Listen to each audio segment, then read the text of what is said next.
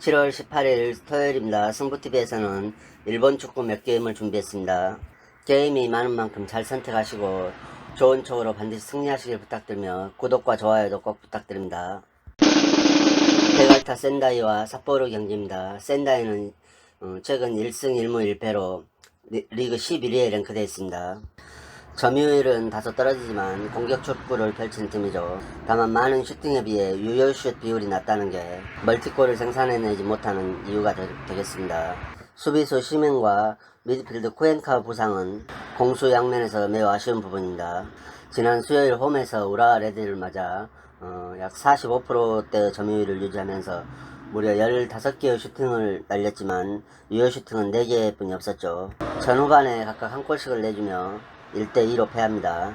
중원 핵심의 부상으로 인한 중원 안정감이 저하되면서 수비 불안까지 맞물려 스스로 위기를 자초합니다. 실점을 하지 않는 방향의 우선순위를 두고 측면 역습을 통한 공격 전개로 많은 시도를 하고 있지만은 마무리에서 집중력이 저하되며 유효 슈팅을 만들어내지 못하며 득점 가능성이 낮은 팀입니다. 오늘 역시 멀티골은 생산해내지 못할 거라 생각이며 저득점 경기가 될 공산이 큽니다. 원정 삿포로는 최근 2승 1무로 리그 9위에 랭크되어 있습니다. 내리 원정 4연전을 치르죠. 리그 재개 후 첫 2경기에서는 멀티골을 생산해내며 좋은 출발을 보였으나 직전 시원한벌 원정에서는 득점 없이 0대0으로 비깁니다. 리그 재개 후 모든 경기를 원정으로 치르고 있지만은 최근 3경기에서 1실점만을 내줌으로써 수비는 매우 단단하다는 평가입니다. 그리고 몇 개 멀티골을 생산해내던 공격진이 상승세를 주도하고 있지만 지난 시원한 경기에서는 7개의 슈팅에 그쳤습니다. 그중 3개의 유효 슈팅이 있죠. 또한 리그 4득점으로 팀 최다 득점을 기록하고 있는 스즈키 부상은 매우 아쉬운 부분입니다. 골을 결정하는 선수 부상 이탈인 만큼 이번 경기에서도 멀티 득점을 기대하기는 어려울 것 같습니다. 다만 상대편 센다이가 중원 자원의 이탈로 인한 중원에서부터 느슨한 수비가 이루어질 것이라 보면 경기에서보다는 훨씬 더 많은 공격을 창출할 것으로 보입니다. 따라서 이 경기 삿포로 수비가 단단하다는 점과 많은 득점이 나지 않을 것이라는 생각으로 승패를 선택하기보다는 2.5 기준점 언더를 선택하는 게 맞다는 생각입니다. 가시마와 요코 마리너스 경기입니다. 가시마는 최근 3연패에 빠져 있습니다. 이번 시즌 총 4연패죠. 직전 우라와전에서는 유효슛마저도 하나도 없었습니다. 어떻게든 승점 1점이라도 취해보려고 수비적으로 완전히 내려앉아서 경기를 전개했는데 전반에는 0대0 무실점으로 잘 막아냈지만 후반에 골을 내주며 패하고 말았죠. 또 공격진 에베랄드와 후안의 부진이 최근 3경기에서 한 골만을 얻는 결과로 이어져 공수 양면에서 총체적 위기에 빠져 리그 최하위에 랭크되어 있습니다. 요코하마 마리너스는 지난 시즌 우승팀다운 면모를 잃어버리고 이번 시즌 출발이 별로 좋지 않습니다. 최근에는 1승 1무 1패를 기록 중이지만 3경기에서 5골을 실점할 만큼 수비진의 불안감을 떨치고 있습니다. 공격에서도 하위권 팀을 만나면 멀티 득점을 해내고 있지만 어느정도 상위권 팀에게는 맥을 못 추고 있는 실정이죠. 따라서 오늘도 최하위에 처져있는 가시마를 맞아서 인도와 에릭 등이 해결해 줄 수 있을 것이라는 생각입니다. 가시마는 어떻게든 연패를 끊어내야 됩니다. 따라서 에메랄드와 후안 등 총 공세를 펼치겠지만 화력 싸움에서는 마리너스를 잡기가 힘들다는 생각입니다. 마리너스 수비가 다소 불안감을 띠고 있지만 가시마 공격이 리그 3게임에서 한 골을 넣을 정도로 날카롭지가 않고 반면 마리너스 측면 돌파가 매우 날카로운 점 등을 고려해볼 때 이 경기 요코 마리너스 승을 추천드리며 많은 골이 터질 수 있다는 생각도 하게 됩니다. 나고야와 사간도스 경기입니다. 나고야는 최근 2승 1무로 리그 5위에 랭크되어 있습니다. 3게임 모두 멀티골을 터뜨렸으며 날카로운 역습 한 방을 장착하고 있죠.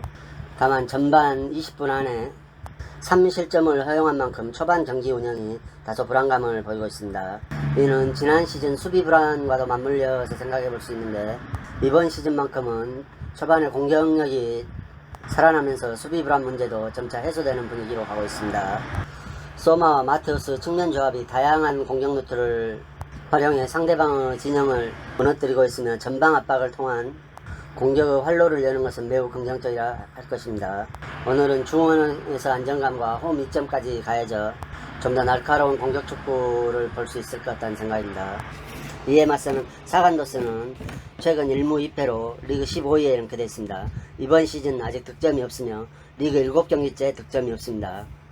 지난 3경기 동안에도 유효슛이 7개뿐이 되지 않죠. 득점은 없으며 전반에는 무실점을 하지만 후반에는 실점하는 패턴을 반복적으로 보여주고 있습니다. 사간도스는 제일교포 김명희씨가 감독이죠. 2000년도 초반에 약 1년 정도 성남 1화에서 선수 생활을 했던 분이기도 합니다. 공수 양면에서 기대를 하기 어렵죠. 고야마츠와 알베스를 앞세워 측면을 공략한 역습을 시도하지만 속도나 완성도 면에서 기대를 하기 어려운 상황입니다. 다만 이번 시즌 많은 자원이 다시 합류해 최상의 완성도를 보이기 위해 현재 실험하는 단계에 있다고 할 수 있겠습니다. 따라서 리그 후반부에는 어느 정도 실적을 낼 수도 있지 않냐는 생각입니다. 나고야가 직전 경기에서 리그 최고 안정적인 수비를 자랑하는 세레우스 오사카를 상대로 2대0 승리를 거둔 바 있어 오늘 사간도스를 상대로는 더더욱 날카로운 공격을 펼칠 수 있을 것이라는 생각입니다. 사간도스 또한 직전 경기 홈에서 산포 히로를 맞아 무실점으로 경기를 마감하고 간간히 날카로운 역습을 선보여 다소 개선된 모습으로 승점 1점을 가져왔지만 오늘 원정에서 나고야의 날카로운 창에 무너질 공산이 크다는 생각입니다. 따라서 이 경기 나고야의 승과 사간도스가 아직 득점이 없는 것을 감안해 2.5 기준점 언더를 추천드립니다. 가시와 쇼나누 경기입니다. 가시아는 최근 3연패에 빠져 있으며 리그 14위에 랭크되어 있죠. 3경기 동안 7실점을 했습니다. 특히 같은 승격팀인 요코하마 FC를 맞아 홈에서 3대1로 패하면서 많은 실망감을 안겨줬으며 직전 경기 가와사키에게도 3대1로 패하죠. 2군에서는 20개 이상의 슈팅을 퍼부으며 원사이드한 경기를 펼친 팀이었습니다. 특히 2군 시즌 막판 교토 상가에게는 13대1 대승을 거뒀죠. 이를 바탕으로 1군 무대로 올라와 첫 게임 삿포로에게도 4대2로 대승을 거뒀으나 시즌이 중단돼 페이스를 잃어버린 듯 합니다. 특히 주 공격수 부상 또한 안타까운 일입니다. 그리고 측면 수비 1대1 대체 능력이 매우 떨어져서 매번 실점을 내주고 있는 만큼 측면 수비 불안의 요소를 해결해야 하며 슈팅 숫자에 비해 유효 슈팅의 비율이 낮은 점 등을 고려해 볼 때 골 결정력에 대한 집중도를 완성해야 한다는 생각입니다. 이에 맞서는 쇼나는 최근 1무 2패로 리그 16위에 랭크되어 있습니다. 이번 시즌 동안 승이 없네요. 아직. 직전 경기는 최근 페이스가 좋은 삿포로를 홈에서 맞아 공수에서 최근 경기력보다는 다소 좋아지는 모습을 보이며 무승부를 기록합니다. 미드필드에서 부상 선수가 많아 중원이 얇아진 것도 현재 팀 상황을 대변해 줄 수 있을 것입니다. 리그 재개 이후 승이 없어 오늘 폼이 좋지 않은 가시아를 맞아 어떻게든 승을 쌓기 위해 최선을 다할 것이라는 생각입니다. 직전 경기에서 쇼나누 경기 내용이 호평을 받고 있고 새로 영입한 공격수 엘 유시누가 좋은 모습을 보여주고 있으므로 쇼나누 리그 첫 승을 예상해봅니다. 하위팀 간의 대결이라 경기가 어디로 튈지 모르는 양상이지만 가시아의 허술한 수비를 쇼나누이 효율적으로 돌파해내는 모습이 그려집니다. 간바 오사카와 오이타 경기입니다. 간바는 최근 1승 1무 1패를 기록하며 리그 7위에 랭크되어 있습니다. 3경기 동안 5점을 득점하고 5점을 내줬죠. 빅리그 황의조 이적 공백을 독일에서 온 선수가 아직 다 못 해내고 있다는 평가입니다. 직전 시미즈 원정에서 치열한 접전 끝에 2대1로 승리를 하며 리그 재개 이후 첫 승을 신고했습니다. 별로 기대를 하지 않았던 와타나베가 2골을 기록하며 좋은 모습을 보여주고 있지만 멀티 실점을 내주고 있는 수비 불안이 우려가 되는 부분입니다. 센터백 쇼지의 복귀가 아직 늦어지고 있죠. 다만 다양한 루트를 통한 공격력과 골 결정력은 지난 시즌 막판에 좋은 모습을 점차 회복해가고 있다는 평가입니다.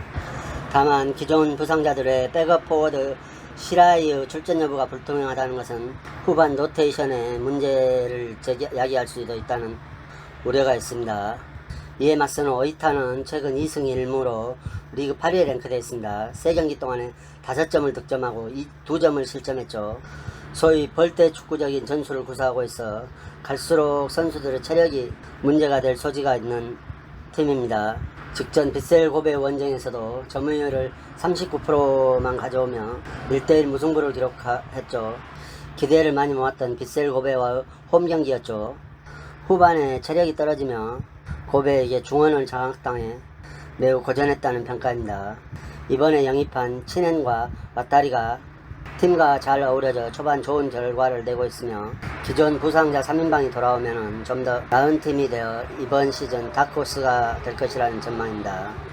이번 경기 간바의 주 공격수 폼이 아직 완성이 되지 않았다는 점과 수비에서도 많은 실점을 하고 있다는 점, 또 오이타의 선수들 또한 후반으로 갈수록 체력이 점점 떨어져 경기의 흐름을 내주는 점 등을 고려할 때 이 경기 승패보다는 2.5 기준점 오바를 선택하는 게 맞다는 생각이며 언더를 선택하는 게 맞다는 생각이며 양팀 무승부를 기대해 볼 수 있을 것 같습니다.